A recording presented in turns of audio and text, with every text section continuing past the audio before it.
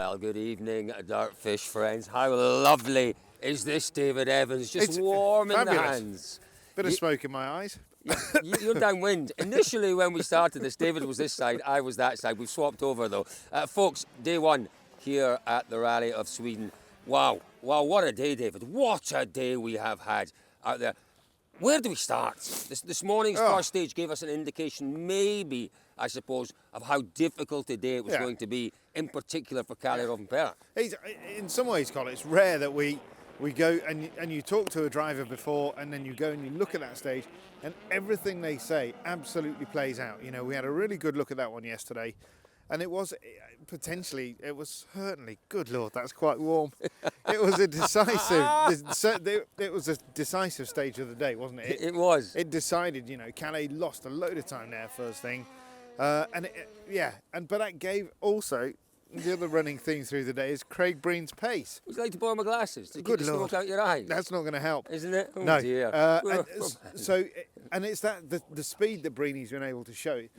When he gets into the car on a stage like that and he can do that time, it breeds confidence. Yeah, but let's talk first of all about Craig Breen, because he has been magnificent out there today. What was it? 3-stage wins in the proper stages anyway. Yep. And there was emotion, very, very strong emotion in the car. Do you know, I don't think Breen ever doubted himself, but last year there were a lot of questions asked. He doubted himself. Did he doubt himself? Did he doubt the car? So I don't know. You look at when we saw him in New Zealand on that Friday. Broken man. How could he not doubt himself? Yeah, but absolutely. this is the strength of Craig Breen. Yeah. He's been down there and he's picked himself back close up. to the fire, David. No, I'm all good, thank you. We do have a fire extinguisher just out of shot, just in case things go wrong. Have we? Somewhere in the car, somewhere.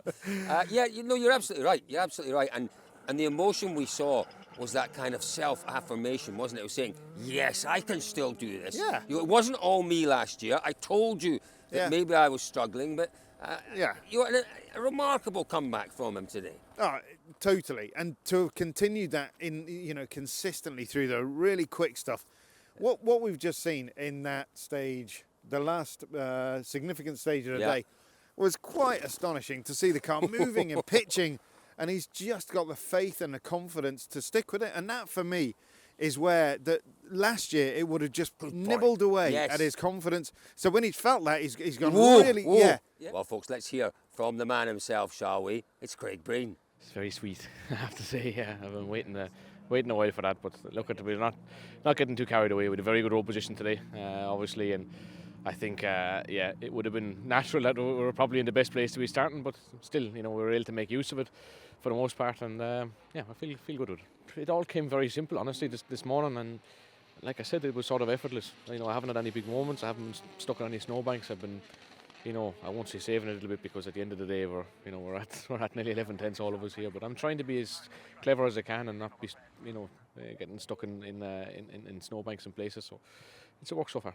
I've been intrigued by Tänak's attitude and mood today. I'd have thought because he was talking his chances down big time, talking about it being a drag race, saying maybe we've not got enough power.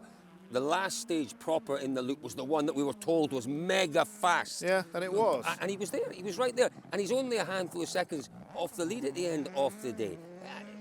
A really good day from him and M Sports. Totally. All of the platitudes we've just given to Esapekka Lappi, we've got to give. Sorry, to Craig Breen. We're going to give Craig Lappi as well. But we've got to give to Ott Tänak, because he's taken that step the other, like you say, in the opposite direction. Still, it's a new car, not a new team. But obviously he's going home as well to where he feels comfortable. So they've done well. Who knows where that engine is? He keeps saying, tomorrow's the day where we're going to have the big drag race. I think that there's... It's not going to be any faster than today, is it, that last stage? You can't really imagine. And, you've got to say, M Sport, they must be, after what he'd said, all the way through Monty, they must be breathing a sigh of relief that actually they are there. Really, absolutely. They're a great day from Ott Tänak. We'll have a little word, shall we, from the man himself. I would say generally it's been a strong day for us, for the team, no question. We came here without any expectation, so it was always difficult to really know what we will be capable here, but over the day been able to find some, let's say, consistent pace. So let's see what we can build on, or if there is something more to come. In the end, it was also getting tough for the tires. So altogether, it was a bit of challenge. So David, it's all still very tight. There is so much to play for in this event. Shakedown yesterday and yesterday evening in the opening little stage at Umeå. You know, the man that you just mentioned there, Esapekka Lappi, was the man who you couldn't get that smile off his face. He's really brought that forward again today, hasn't he? Been right in the mix, driving really well with a degree of confidence in these conditions, and he's right there in the mix. This keeps swirling the heats. Don't worry. I'm going to take a step forward like you have. It's all good. It's all good. But very, very rarely would I question a driver when they're talking to us. I did question EP today at lunchtime when he said that he felt they had a really good car for the afternoon. You know, he said we'd lacked a little bit of speed on where grip was compromised this morning. And for me, sometimes on this event we've seen real compromise of grip in the afternoon where the gravels come through. Yes, good Lord, you do get more grip from the gravel. It pulls the studs out of the tires. We know all of that, but for me, it does compromise things in the afternoon. And when he said they've got the perfect car for the afternoon, I kind of thought, oh, really? And he hasn't really had that perfect car through this afternoon. But he's driven brilliantly. And he's still right in the mix, still 100%. Very much in the mix. Yeah. This is what Esapekka had to say at the end of the day. I am not 100% happy, not in the morning, not in the afternoon. So in terms of that, the speed has been fine. What is it you feel that's lacking then? What is it that you can find to give you that extra pace? Well, I think we need a bit more grip. So we need to do something for the suspension. Have you got some ideas? Always. Are they achievable? Will they do it for you? Yeah, that's the problem. That when you we know that we can put more grip, but then you lose some other area. It's always a compromise, isn't it? Always. So we need to try to think that how we can make this happen, not to lose the other areas. You know, I feel that if we can do something more for the car, there is more to come for sure. A really difficult morning for Evans. Absolutely devoid of any confidence whatsoever. It was really not what we wanted to hear after an encouraging Japan, an encouraging Monty in terms of his pace. We were seeing real progress. There was half a step back, would you say, this morning? Yeah, potentially a full step back. Yeah. From listening to him. And Elfyn doesn't normally give a lot away, does he? He's not normally a driver that tells you, and he's not particularly expansive.